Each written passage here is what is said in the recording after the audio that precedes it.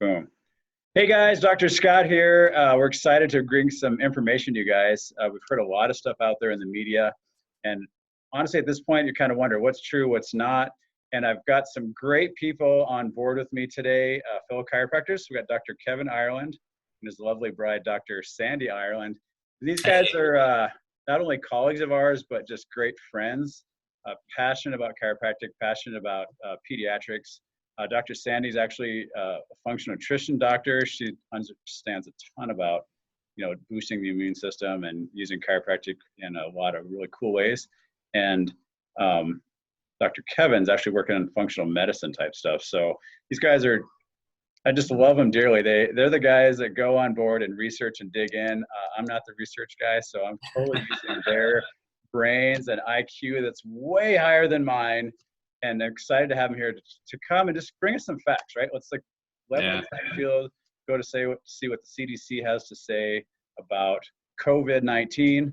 I heard a really funny thing today. I'm so behind the times, but you've heard of the freshman 15, right? So we're going to deal with the COVID-19. That's a different topic about how to lose the COVID-19 pounds that we put on over this, maybe or maybe not. But today we want to talk about the facts, and I want to give the platform here to Dr. Kevin to cover a couple things. We're trying to keep this up 15 minutes. We're going to cover 3 really valuable topics, and we're going to post the links to where all this comes from and share this information with you right now. So Dr. Kevin, tell us about just where we're at with influenza, and we'll start with that.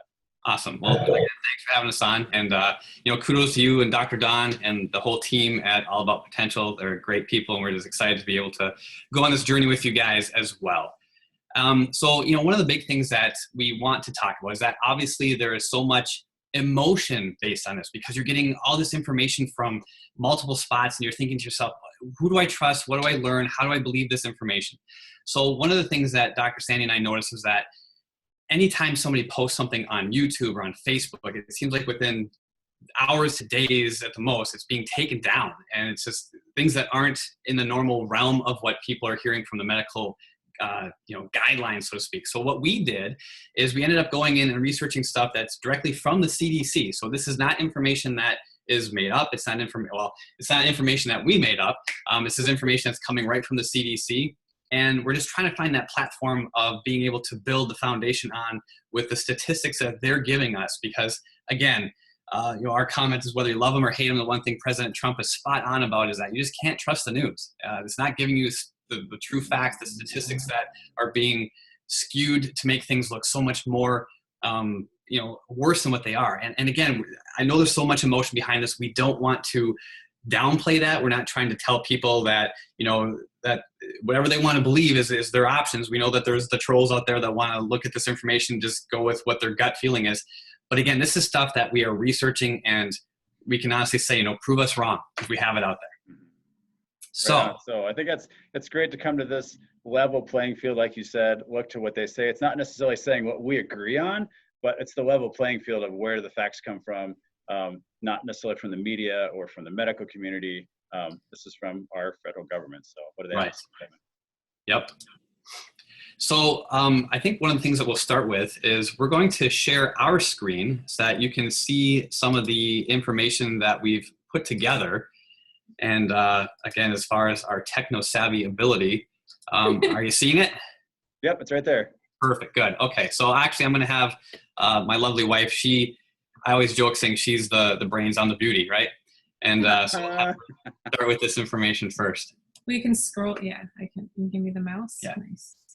So here is right from the CDC, okay? It's their provisional death counts for COVID-19.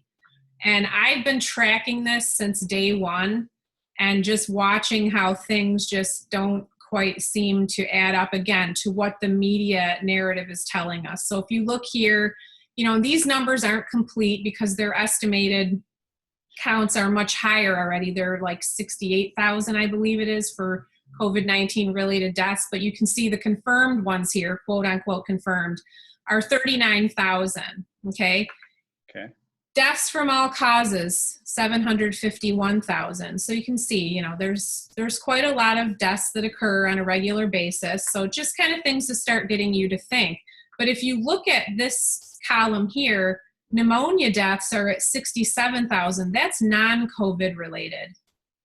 So those are quite a bit higher than the actual COVID pneumonia. These are combined deaths with pneumonia and COVID. Now see how they say with pneumonia and COVID? They don't say which one caused the death. They just say both of those things are present. That's 17,000. Influenza deaths, these are, if you look at the little 4 right there and you go down to the bottom of the screen, it says that influenza death counts include deaths with pneumonia or COVID also listed as cause of death. This influenza number was the one that really got me thinking and watching, because it just seems so low. And these numbers are also included in here already in this 39,000. So we just started to ask ourselves, where did all the flu go?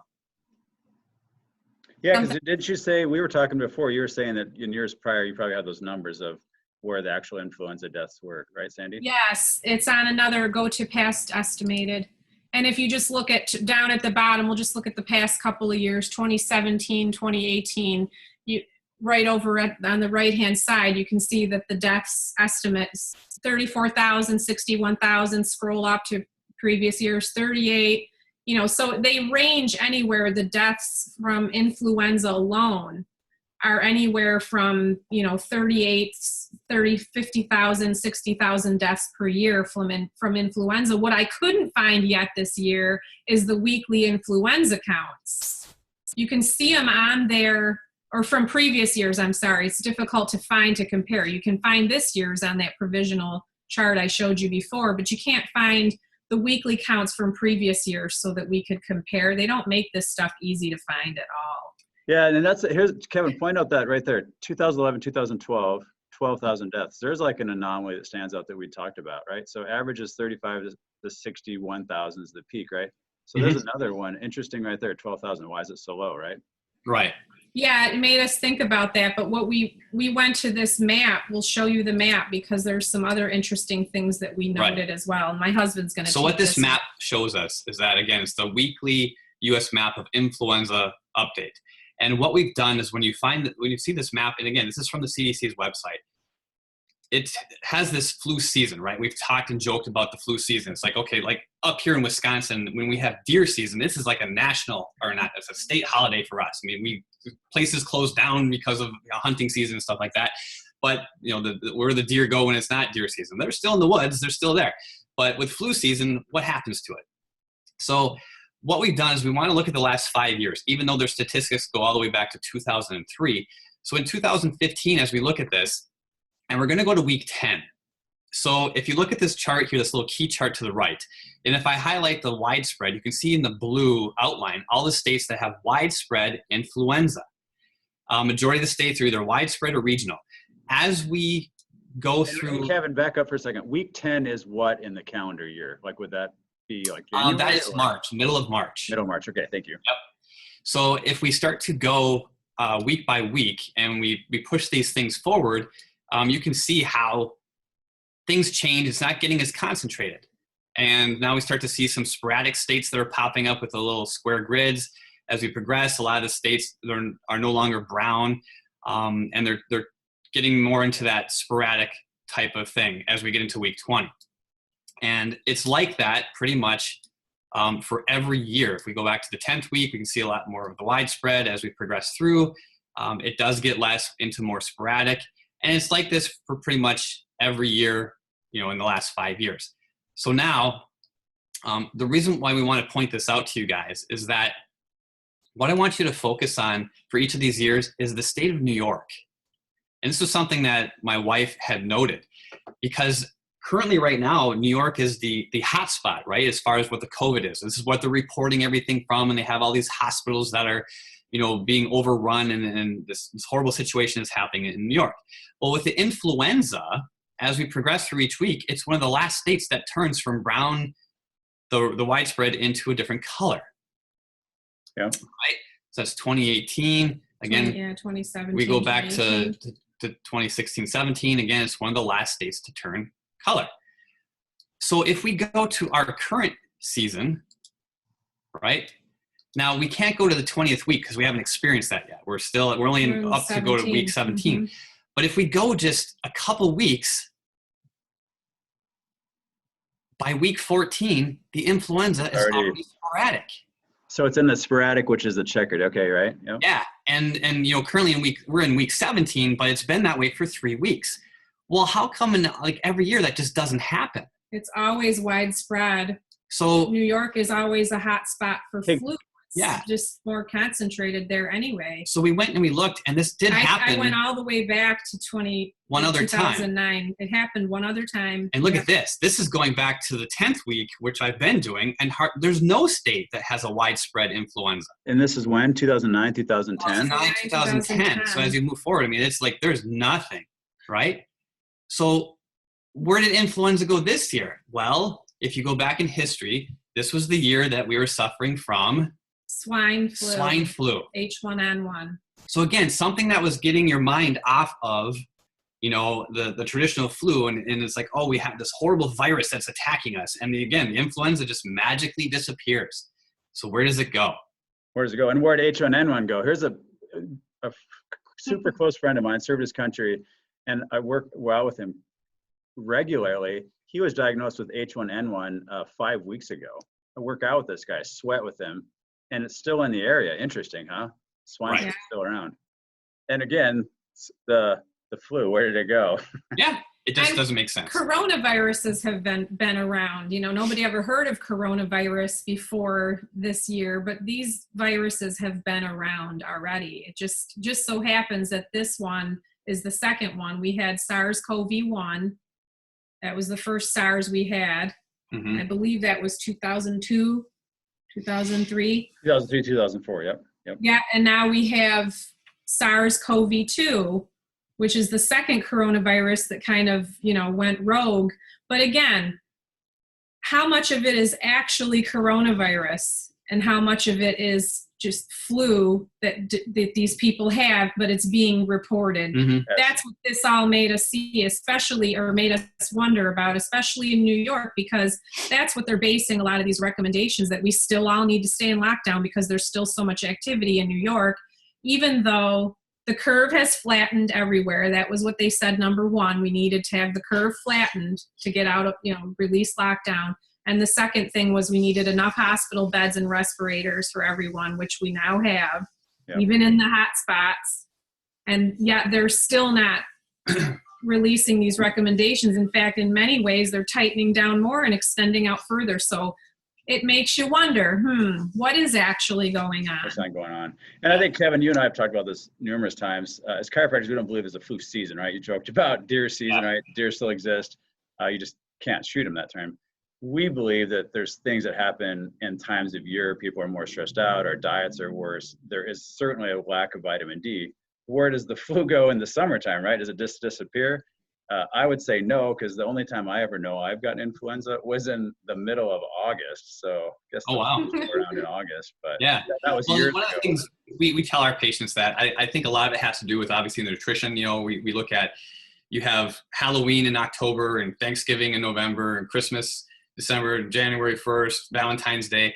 In the summertime, what are we doing? We're eating from our gardens. We're getting that vitamin D, and it's more beef and vegetables and fruit and stuff like that. We're not so much focusing on the cookies and the candy and the treats like we do during the holiday season and that time of the year. So I'm quite certain that that's, something that weakens the immune system. We all know that sugar really tanks the immune system. And when you're consuming more of that, that's where you're going to get more prone to having these types of issues. Right, and that's where we've been talking about, so here we are, first week of May, and we're going to have this second outbreak, right? So no numbers to share with you guys on that. That's really just opinion that, hey, the sun's out, people need to get out, school's out nationwide, so get out and enjoy some vitamin D and grow those gardens. Yes, absolutely. So you guys have anything else to share?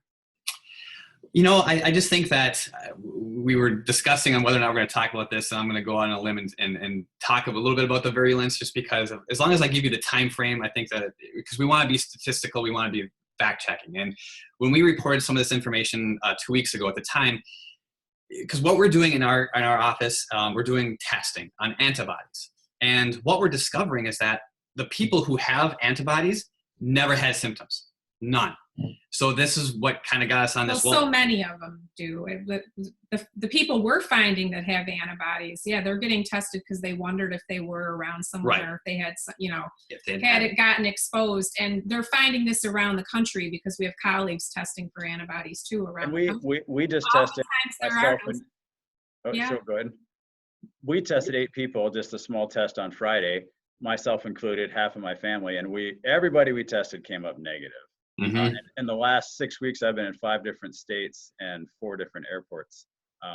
And by rights was creating the cesspool. Well, apparently either I was exposed and I kicked it to the curb, or I wasn't. Right? We don't know. You're a temple of health, Scotty. So I'm sure that's exactly what it was. Well, I wouldn't doubt it, because we are seeing that, people that could have sworn they were exposed, or they were, somewhere that was a lot of activity was going on there. We're even seeing people in the same households that one has antibodies and another one doesn't, and they've all been together, living together. There's no doubt of exposure. So what is the differentiating factor there? It's their resistance, their immune system. And again, that's when we go back to the flu season thing. Does it really exist? Do germs cause disease? No, health comes from within, right? And we understand that as chiropractics. So you can express the immune system to boot any virus, for that matter, to the curb. Right? Yes. So again, I was going to comment a little bit about the virulence, like how contagious is this thing? Because it just doesn't seem like it's adding up. And the numbers that came out for the virulence, or how contagious, it's called an R0 number. And initially we reported that COVID was at a 2 to 2.1, which really doesn't mean anything to you until you realize that influenza was at a 3.0. Well, then when we went and looked it up again, the CDC actually moved COVID up to a 5.1, 5.2. And so, that sounds more intense. But then when you look at measles, is an 18. Yeah. And we're not shutting down the country because of measles outbreaks that happen. And it's 5 times more potential than a COVID. And it's just that, but again, we get this thing in our head, and so many people, this fear factor that and this is what we want to do, is we want to help people overcome fear and just put, faith in themselves and what their body's potential is, and making sure that you get your adjustment and you get your vitamin D and you get your proper nutrition. And even if you are staying home, please, please, please exercise and be active. And then the only one I add in there is sleep. Sleep is so important. Correct. Right? And I think one thing in this society, I know as us as a family being in rearranging our life and being home more, is, we're resting more and taking more time to not be running around like chickens with their heads cut off. That's beautiful. Yep. Yeah. If nothing else, I think that kind of maybe one of the good things that'll come out of this is us sort of regrouping and taking a look at what is really important in life. And some of the running around we used to do, was it really, worth it? Exactly. And our 9-year-old, Trinity, she said it well. Every night at dinner, she's the one who reminds me to talk about what we're grateful for. So awesome. Yes. Good, awesome. Good. All right, guys, we appreciate it. There'll be more videos to come. I appreciate you guys tuning in and listening for the facts. We want to do some follow-up stuff about what does it really take to have good nutrition and to keep our host healthy to, for now, but more importantly, into the future, to the fall, to the years to come, right? I'm only 4 years old. I got potentially, my life goals have 60 more flu seasons out, so I got to stay healthy for a long time. So Dr. Sandy and Dr. Kevin, you guys are awesome. Thanks for tuning in, and we'll talk soon. All right, take care.